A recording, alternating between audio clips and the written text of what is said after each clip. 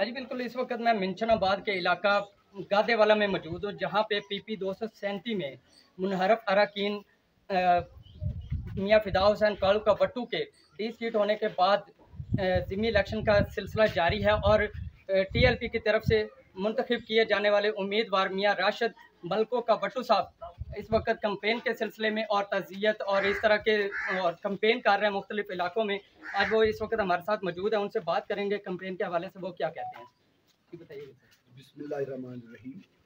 अल्हम्दुलिल्लाह हमारी कम्पेन तो ऑलरेडी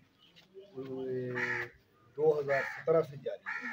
जब से हमारे कायद बानी तहरीक अल्लामा खादिम हुसैन रिजवी साहब ने बुनियाद रखी है, उस वक़्त से हमारी तहरीक लब्बैक की तो हर वक्त कम्पेन जारी है।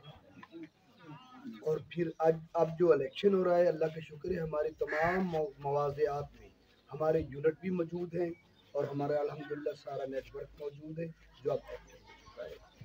और हमें कभी उम्मीद है कि निज़ाम मुस्तफ़ा के लिए तमाम मुसलमान हमारा साथ देंगे और जो नून लीग और PTI है, जो बड़ा क्लियर है कि इनके जो बुनियादें हैं वो पाकिस्तान में नहीं हैं बल्कि साम्राज्यी जनतों के हाथों में खेलते हैं, तो पाकिस्तानियों को चाहिए कि तहरीक लब्बैक के करेन निशान पर इंशाअल्लाह।